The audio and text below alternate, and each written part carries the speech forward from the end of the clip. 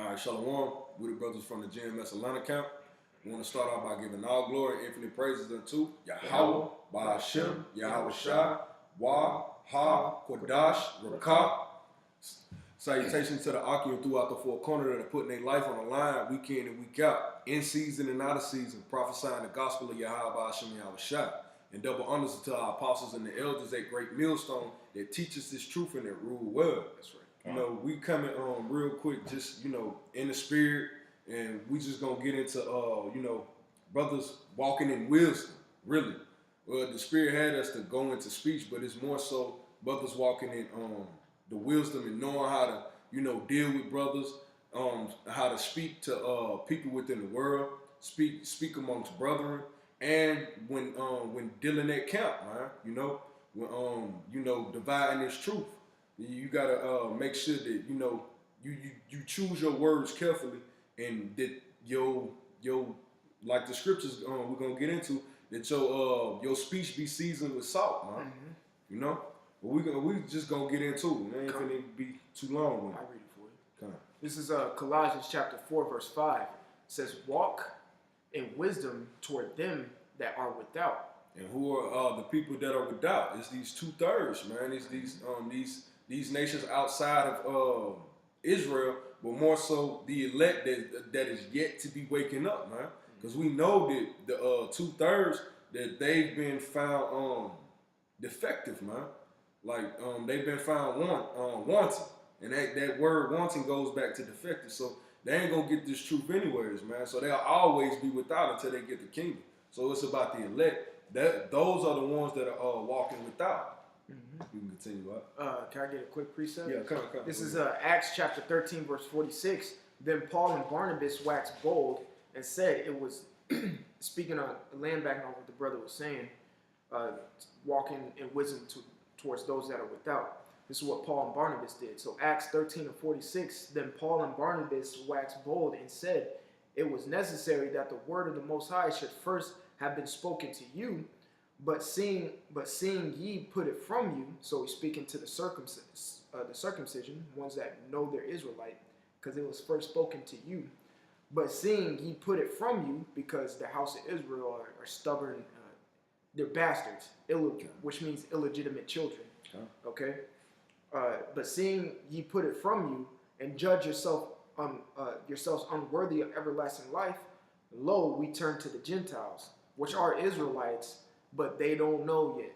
Okay, so they're walking in wisdom towards them that are without in that specific scripture right there, and it's the same thing what the brother was saying we're doing right now. You got it? Want me to continue reading? Yeah, come. This is Colossians chapter 4 verse 5. Walk in wisdom toward them that are without, redeeming the time. And we're redeeming the times, man. We see that, hey man, America is on its way out, man, and we're Yahweh Shai is on his way. And we finna get the kingdom, Lord willing, brothers endure. But it says redeeming that time, so we're walking in wisdom, man. In front of the world, man. Really, like your family members, your friends, your colleagues. It should be something different about you because you're walking in the wisdom and the knowledge and the spirit of Yahweh Ba'ashem Yahweh Shai, man. That's right. You can continue. Verse 6. Let your speech be always with grace, seasoned with salt, that ye may know how ye ought to answer every man. It said, let your speech be always with grace, man, and seasoned with salt. So the brother pulling up. You can go into. You want what, grace or? Yeah, go into grace, brother. Come. This is the word grace, and it's charis in the Greek, which means grace, that which affords joy, pleasure, delight, sweetness, charm, of loveliness, grace of speech, goodwill, loving kindness, favor. Ain't that why we out there? Mm-hmm. That's what we out there. We out there to call back the elect, man, because we speaking to a brother. He doesn't know it, but we know it. So therefore, it's a manner in which we're supposed to speak. We're on the highways and the byways, and we're dealing with Jake in our day to day. It's a grace that you're supposed to speak with, man. Mm-hmm.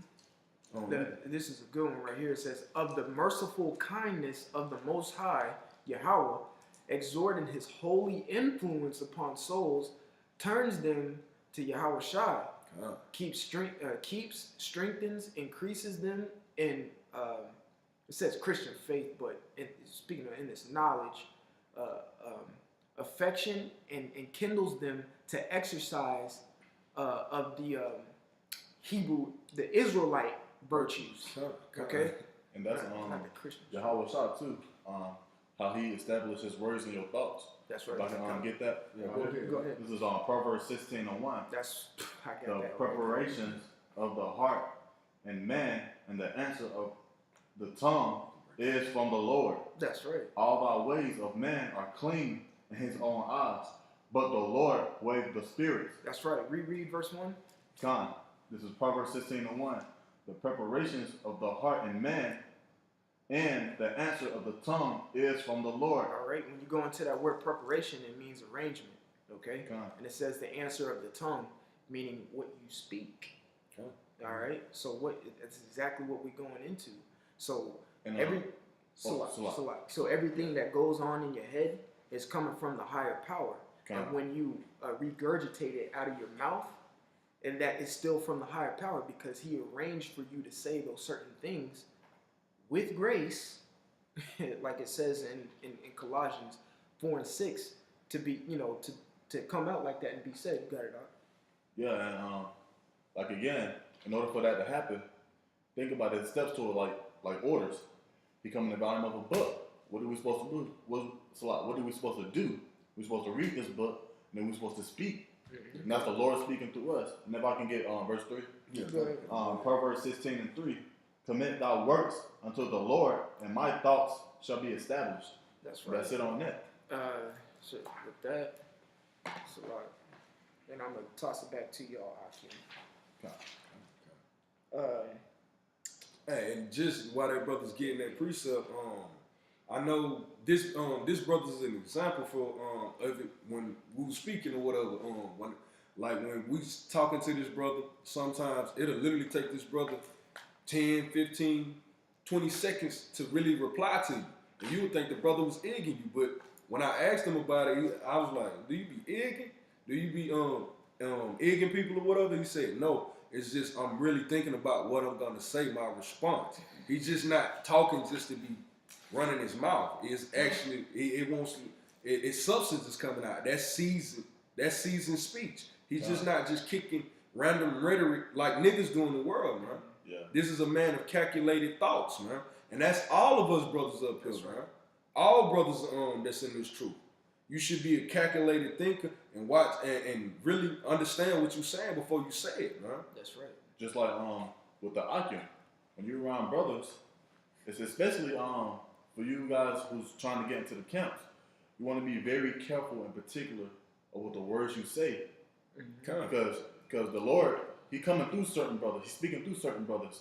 One brother might look at you and like, hey, don't say that, don't do that. Rebuke. Yeah. Which is really love. That's right. And that's actually a blessing. You're supposed to really take it, humble down, and correct yourself. That's right. And pray to the Most High. That's actually the correct order, the right spirit to be in. And Reread that Proverbs 16:3, and I'm gonna get a precept to what both y'all brothers are saying. all right, come. This is Proverbs 16:3. Commit thy works unto the Lord, and thy thoughts shall be established. All right. So this is Ecclesiasticus or Sirach, chapter 6, verse 37. It says, "Let thy mind be on the ordinance of the Lord, and meditate continually in His commandments. He shall establish thine heart, and give thee wisdom at thine own desire." Because right there it says, "And thy thoughts shall be established." Okay. So what the brother was saying also, simply think before you speak. So this is Sirach, chapter Ecclesiasticus or Sirach, chapter 1, verse let's see.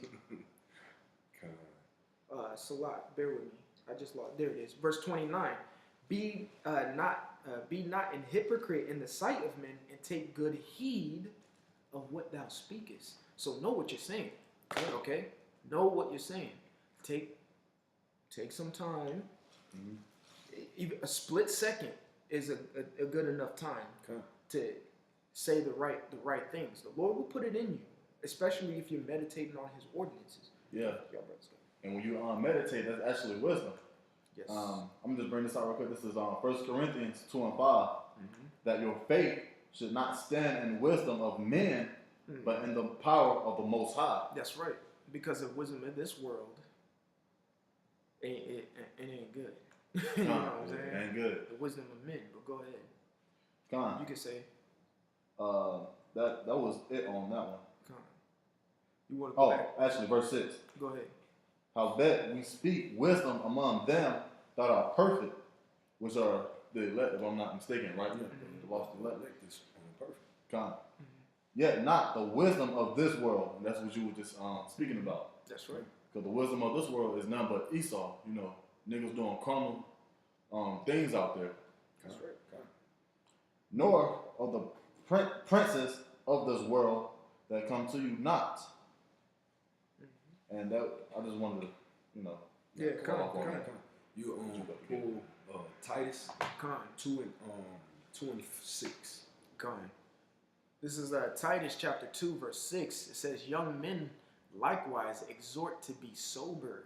See, we young men right here. Yeah, and if you go to it and look up sober. Come on. That word sober is sophronero in the Greek, which means to be of sound mind, to be in one's right mind, to exercise self-control, to put a moderate estimate upon oneself. Zen. Hey, that's a spirit. Yeah, that's a spirit. That's a spirit. You can go ahead and break it down. And matter of fact, just leave that up, and I'm gonna read it.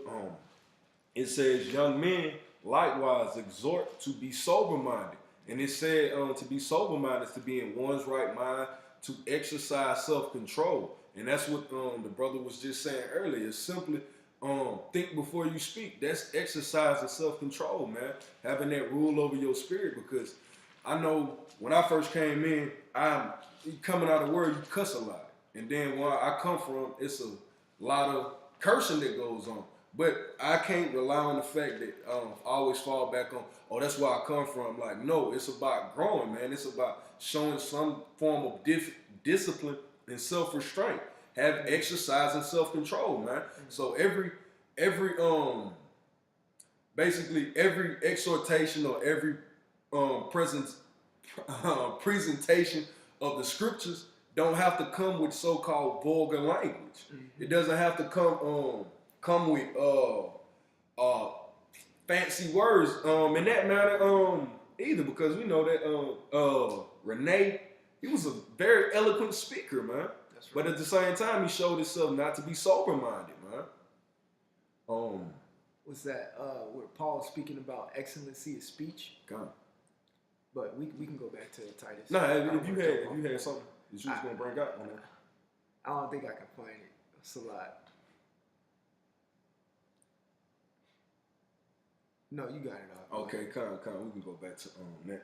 So it's saying, young men likewise exhort to be sober-minded. So in being sober-minded, you have to be in the right mind. And what the brother had went into it. You have to be meditating upon the ordinance of Yahweh Shem Yahushua. He said, he shall establish your thy thoughts, man. That's right. So that's how you exhort to be sober-minded, man. And I'll continue. It says, okay, come. This is Titus chapter 2, verse 7. In all things, showing thyself a pattern of good works. Do that what? That's the exercising of self-control, man. So it's saying in all things showing thyself a pattern of good works. And how do you show a pattern? It's through the exercising thereof, man. If you a fuck up, you when you get your check, it's gone it's gone the next day. Your bills are never paid. Your house is filthy. That's a pattern of a fuck up. But if you come over, I call the brother Zen, like a Zen master or whatever. He's always in order. It's precise. It's calculated, precise timings to everything with the brother. that's a form of showing a form of self-control and restraint, man. It says, Yeah, go ahead. you want to go ahead? Yeah, okay. In doctrine showing uncorruptness, gravity, sincerity. Verse 8, sound speech. Matter of fact, could you go back, Baba Shah? Come on. And we go just start back at 8 because there's a point I wanted to make. Verse 8. Verse 7. It's a lot. God. Titus 2, verse 7. In all things showing thyself a pattern of good works. So, brothers, right now we're showing a pattern of good works, putting up our videos, going out to the highways and the byways. We're being brotherly amongst one another. We're not going off willfully, just committing sins. That's showing a pattern of good works, man. That's right. You can continue. In doctrine showing uncorruptness. In doctrine. So when we divide this word to brothers or whatever, we're making sure that, hey, we fact checking each other, cross checking each other, rebuking and reproving. Like if I break one part of the precept down wrong, that brother's supposed to say something to me, man. Mm-hmm. And it says, in doctrine spewing uncorruptness. So it's no, you will not find corruptness in the doctrine that we speak. It says in gravity and sincerity. If you look up that word, gravity. Come.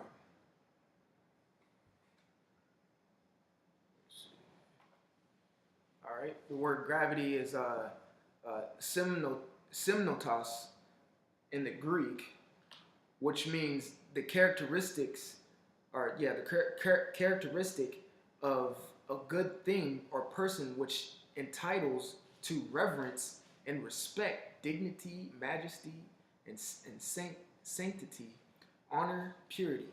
And that's brothers in the presentation on the highways and the byways. That's really what that goes into, and in your day to day. Well, really your day to day in the dealing amongst brotherhood, right. The brothers. These are the characteristics in which brothers must show respect, dignity, majesty, sanctity, honor. We honor one another, man. That's right. And in our speech, when we go out, we're really honoring these 2/3 until, well, we're honoring Jake until they prove themselves to be a 2/3, man. Mm-hmm. And it says purity. So we're coming. You can't find any corruptness because it's pure. This doctrine is pure, man. Yep, This is pure doctrine. What's that? I'm gonna get a quick precept. You keep talking. Come. And it says, and in sincerity. So we're sincere when we come out here, man. I sincerely fear Yahweh Shai. That's why it says reverence right there. That goes back to fear and respect. Come. So, hey, spirit, man. So, did you hear? Yeah, I got something. No, go ahead. Real. This is in the same book, Titus chapter 1, verse 15, because it says purity. It says, unto the pure, all things are pure, but unto them that are defiled and unbelieving is nothing pure, but even their mind and conscience is defiled. That's right. And that's why we're pure around the men that we're around, okay? Yeah. Because we understand that this word is pure. We're all on one accord. We all have the same respect and honor and dignity and majesty, like it's saying, towards one another. So we know this thing is pure. We know that the Akim we're around are Akim. They're brothers. Because they show signs of purity. Because to the pure, all things are pure. You know what I'm saying? And also it says the characteristics of a thing or a person which entitles to reverence and respect. All this goes back. All these characteristics go back, that we have through spirit, go back to Yahweh Shem Yahushai. We reverence, we are revere and respect and honor and pure in the purest form we can. Come. Yahweh Shem Yahushai. That's why we're not we can't be condemned. Okay? That's why the doctrine cannot be corrupted. All right? You can continue. Verse 8. Yeah, come. So this is Titus chapter 2. Did you have something, Zakaria? Oh, no, I was just listening. This is you can start back at 7. Come. The flow. Come. This is Titus chapter 2, verse 7. In all things showing thyself a pattern of good works, was not last year deemed diligence and destruction? That still goes for this year as well. The year to push still goes for this year as well. Come, that's a It- pattern. It's a pattern, and it all just ties in together. Okay. Okay, that's a spirit. So in all things, showing thyself a pattern of good works. So adding to your temperate, get that. I think it's 1 Peter chapter 1. It says adding to your temperance, virtue, or whatnot. Because you keep adding on things. Okay. Matter of fact, let me see if I can find it real quick. I think it's First Peter chapter 1.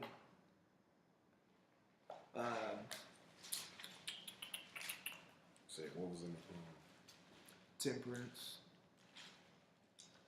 I may be going off. But if you could find it, Yeah, I'm I'll about look to it try up. to get that. Alright, so going back, Titus the 2. Second Peter's and to knowledge, temperance. Go ahead and click on 2 Yeah, Peter okay. 1 real quick. Because it goes in. Alright, go up to verse 5. Okay, God. And this is Second Peter chapter 2. Chapter 1, verse 5. It says, and beside this, giving all diligence, There we go. Showing a pattern of good works. Go ahead. add to your faith virtue. So add to your faith virtue. So we're adding the year of push, the year of death, diligence, and destruction, to the year of prophecy. Okay, we're adding this all together, showing a pattern of good works. So go ahead. It says, add to your faith virtue, and to virtue knowledge, Go ahead. and to knowledge temperance, and to temperance patience. That's right. Temperance and patience are synonymous. Okay. Temperance goes back to long suffering or forbearance. So go ahead. And to patience godliness. And that's what we're going into right now. Having sound speech, you're being patient, and you're having godliness towards somebody. Okay. If you're not, you're riled up. You didn't hold your peace. Yeah, okay. Certain times, you gotta go in. Kind Don't right. get me wrong. Yeah. You gotta go in. Yeah, But okay.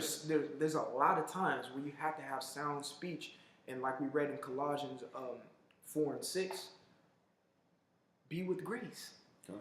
Okay. Because to add on to that point, name one time Yahweh Shah really got beside himself outside of the time when he walked into the temple. And he beat them niggas and drove the animals out. He beat the animals and the niggas out of the temple. Flipping tables and stuff. Yeah, flipping tables and everything, but that it was a time for that.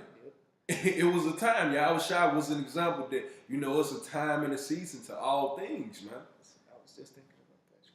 So Yahweh Shah is that example unto us, man. That's right. But all the other times when he perceived the Sadducees and the Pharisees coming against him, he already know they want to kill him. They coming to try to trip him up in his words. He ain't cuss him out. Yeah, he called folks, John called folks vipers, but Yahweh Shah called folks vipers and dogs. Foxes. Hey man, those are curse words, man. But for the most part, like Yahweh Shah just cut him. And it was, and what could you say? You couldn't even say that he used offensive speech against you. Mm-hmm. That's right. They can't even say that. This is damn cut me. Hey, what you mad at? Well, Yahweh Shah cut me. Did he cuss you? Oh no. Did he hit you? Oh no. All right then, he blameless. You just got cut. That's Simple. right. And Like I said, Titus, just take a review. that's right.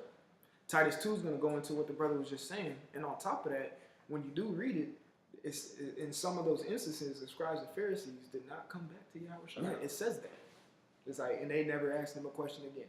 Yeah, because, and it goes back to Titus. So this is Titus chapter 2, verse 8. Sound speech that cannot be condemned, that he that is of the contrary part may be ashamed. Yeah, and are these niggas that come up, these like EJ, the brother was going into it, EJ Love, have they not been ashamed that you came up here, you was expecting men to be, overzealous in the spirit, wanting to become carnal, that because Esau a bitch, he perceived everything that Jake wants to get carnal and Jake is just being manly. Mm-hmm. But at the end of the day, these men were found to be contrary unto us, and they were found to be ashamed, man, because they could come, you could show me why I was corrupt in the doctrine. I didn't speak any illness when when applying these scriptures, when giving out these scriptures, when me going through these scriptures, you ain't find nothing wrong. What did I say wrong? That's right. So these EJ Love came out thinking, hey man, these men at the very least, these men are gonna use choice vulgar language. Mm-hmm. And you know, if you could pull that up, Baba Kushai, you getting something? No, you got it. If you pull up vulgar, that's just common speech, man. But that's something that people would try to come against brothers on. Oh yeah, you're cursing. Nah, I ain't curse you. I ain't asked you how about Shimmy I was shot to drop you off a building. I didn't ask him to hit you with a bus. So I didn't cuss. There you go. It says vulgar, common, ordinary. Yeah, so it says to go. It says pertaining to the common people, common, vulgar, low, mean. So that word mean, there's a scripture in Proverbs that says, if you're about your business, you will not sit amongst mean men. When you look into that word mean, it actually means insignificant. So that's what they put mean in there for. It doesn't really mean, no, he's mean. No, he's just insignificant. If I were to say, oh, you want to hang out with these guys? Nah, they're mean. Oh, they're nice people. No, I mean they're insignificant to me. I don't want nothing to do with it. That's what it means. Okay. So that's the same spirit us brothers being. We don't want to hang with niggas all day. Yeah, so we're mean. They're mean, man. We don't want to hang with mean men. and that's what vulgar means. Insignificant, low, common. That's why you have the commoners, the common people. Commonwealth. And we're royal people, man. And us being royal people, it's a thing that, you know, EJ Love was really coming out expecting brothers at the very least to call him a pink monkey or a cracker or a goddamn peckle. I was thinking the same thing. So he can say, hey, well, you guys are using vulgar language towards me. Hey man, it's just common language, man. He's always bitching. But at the same time, like brothers, when applying knowledge and wisdom of the scriptures, you'll see as brothers really grow, brothers cuss, so-called use vulgar language less and less. That's true. Like that's the thing that, you know, brothers, I'm working on. I can say for myself, I can't tell another brother how to move in that manner. I would you know, admonish brothers. Yeah, you know, for the sake of the truth, and us really walking as blameless as possible for the sight of men, the people that are without. Mm-hmm. You know, because it's an elect out there somewhere that he's soft-spirited. That's right. And only through the scriptures will he be built up and become hard and austere. That's right. So it's a thing that brothers, we watch our speech because you don't know who you may offend. That's right. You know? It could be a potential elect. You sitting here cursing, and he may have that soft spirit at that particular time. Mm-hmm. But the Lord sent him like that. You know what I'm saying? But you got to speak to him. Back to Colossians with grace. Yeah, because you know some Jakes, and I've been guilty of it. Like you'll catch a weak spirited Jake when you full of the zeal, you just coming into the truth. You'll go hard body on a soft spirited guy, man. But like I've done it too, man. Yeah, so you know, like now that brothers is growing in the spirit, like we know better, and we would admonish other younger brothers younger than we. Mm-hmm. Hey man, that ain't expedient. You ain't got to do that. You can go about that in a different manner. That's right. That's wisdom. You know, that's what the brother's saying. That's wisdom. You know. That's right. So you want to finish this off, and we can close. Yeah, we can finish this off and close it out. Reread it. This is Titus chapter 2, verse 8. Sound speech that cannot be condemned, that he that is of the contrary part may be ashamed, having no evil thing to say of you. And why do you think EJ Love is on the comment boards pissed, just saying any and everything, getting his homies involved because he can speak of no evil of us. The brothers cut this man clean, clear to the point. Like, hey man, the dude was looking like baloney out there, man. Then after that, he wanted to make a video as if we was the bad guys. Mm-hmm. Yeah, but insignificant guys. Yeah. But show brothers what they went on. Show us where it was corruptness in the doctrine. You won't find it. Show us where brothers didn't deal with him with grace, man. Brothers dealt with him with grace, and he was a goddamn Edomite, man. Mm-hmm. But that's the point of this all. If you had something else, Just real quick. yeah, go ahead. This is go ahead. Philippians chapter 3, verse 6. It says, concerning zeal, persecuting the church, touching the righteousness which is in the law, blameless. So I'm going to read verse 5. Circumcised, verse 4. Though I might have confidence in flesh, if any man thinketh that he hath whereof he might trust in the flesh, I more. Circumcised the 8th day, so Paul is speaking that he keeps the law, of the stock of Israel, of the tribe of Benjamin, and Hebrew of the Hebrews, as touching the law, a Pharisee, because the Pharisees knew the law, because they're all about the law, the law, the law, the law.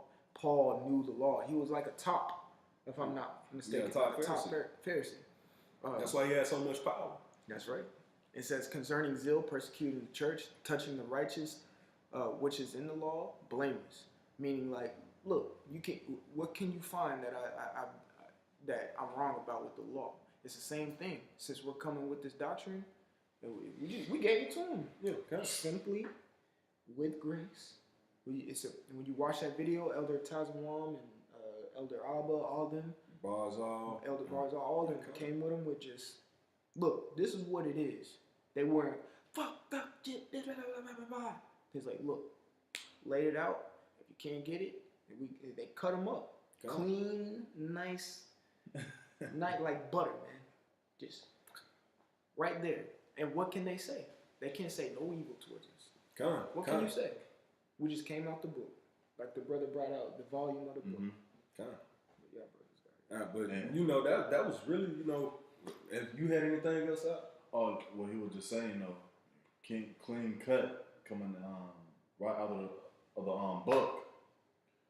Us brothers know not to add on and take away from the scriptures. That's right. That's being uncorrupt, man. That's finding no corruptness in the scriptures, because we ain't adding nothing to it, we ain't taking away from it, man. Yeah. But you know, this was really you know, an exhortation / admonishment of brothers. Just, you know, think before you speak, man. And it's a certain way to deal with these people on the highways and the byways in your day-to-day family. All people, man, because we're supposed to be that light unto these Gentiles, man.